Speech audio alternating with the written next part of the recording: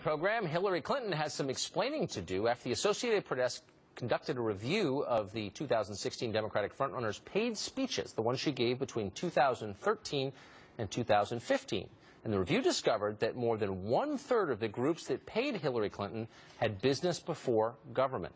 The report went on to say, this is a quote, almost all the 82 corporations, trade associations, and other groups that paid for or sponsored Clinton's speeches have actively sought to sway the government, lobbying, bidding for contracts, commenting on federal policies, and in some cases contacting State Department officials or Clinton herself during her tenure as Secretary of State. Well, in due diligence, we reached out to the Hillary Clinton campaign for comment on the report. We haven't heard back yet. We'll tell you if we do. Joining us now with reaction, author of Clinton Cash, the president of the Government Accountability Institute, and senior editor-at-large at Breitbart, Peter Schweizer, and the president of Judicial Watch, Tom Fitton. It's great to see you both. First to you, Tom. So the average, about half of American wage earners make under $30,000 a year. Here you had Hillary Clinton getting hundreds of thousands for an hour's work. How great are her speeches? I've never heard her say anything that wasn't banal, but her speeches must have been incredible to get that kind of payment, no? You know, she said she didn't know why people were paying her that type of money like Goldman Sachs and others, and now we know that this was insurance by these companies that have business before the government, take care of the incoming Clinton administration potentially, so their contracts are secure and they have a seat at the table, or they're not targeted by the Clinton administration. And on top of this, Tucker, she's also getting money from these very same entities while she was Secretary of State through speaking fees to her husband, which were going into their personal accounts. So the corruption began during the State Department administration of Hillary Clinton, not just when she was supposedly a private person. So, Peter, if a foreign leader were doing this, we'd call it what it is, corruption. I mean, if she was an African Secretary of State, we'd say this is corruption. I mean, obviously. My question is, why did the Obama administration allow this? She was Secretary of State. Her husband continues to travel the world getting money from foreign interests. Why did they allow that?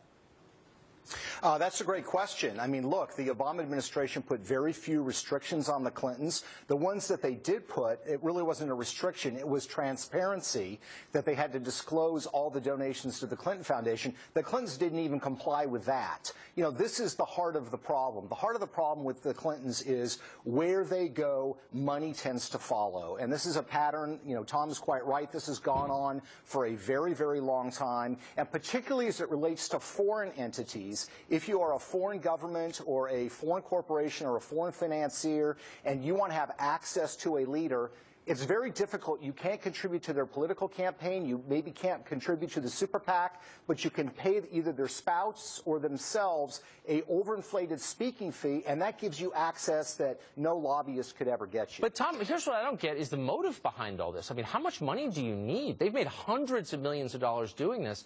The only conclusion I can reach, I don't know what the other one is that they're greedy. They're greed heads. They're money worshipers. Like, why else would you do this? Yeah, I mean, personally, they made $48 million while she was Secretary of State from these speaking fees, from the Chinese, the Saudis, the UAE, you name it. And you have to wonder if political power was a means to just getting more money, or getting money was a means to political power. I guess we can debate that till the cows come home, but it's part of a pattern.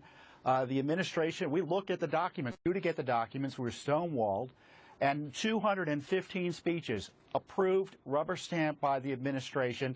I think they said no later to maybe North Korea giving them money. But virtually everyone who was asking and to give the Clintons money, whether foreign governments or corporations like the banks, forget about the money she was getting while she was a private citizen.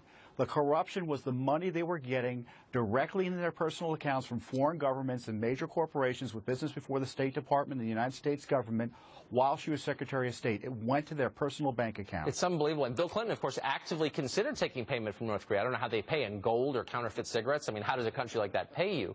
But again, Peter followed this for many years. You know these people well. I know a lot of Democrats who are gravely embarrassed about this. Hillary's speeches to Goldman Sachs, for instance, that she will not release. Do you think she's going to be able to continue stonewalling demands for their release all the way through into November?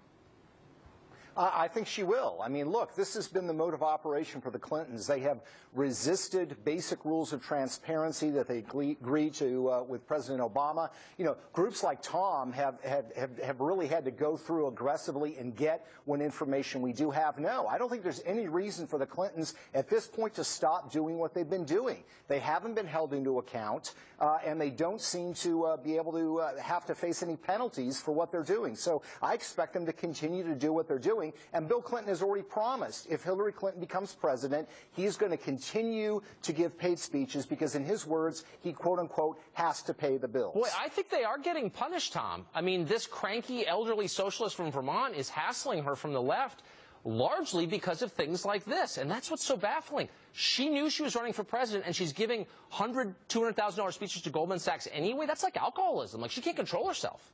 Yeah, there is some accountability, however indirect, for her conduct there. But more information is going to come out. We're still in court trying to get information about these the speechifying from her years as Secretary of State. I'm convinced the email she hasn't turned over contained information about the foundation business and her personal monies that she was raising through Bill's speeches.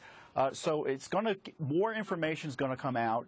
And it's going to come out soon. And recall, the FBI, supposedly, according to the Fox News, is investigating her conduct as Secretary of State, yes, and whether there was criminal activity in response to the foundation work and her personal money-raising there as well. I hope so. I think this is a bigger story than the emails because it just reveals so much about where they're coming from. Gentlemen, thank you for providing so much information about this. I hope you'll keep it up. Thanks for joining us.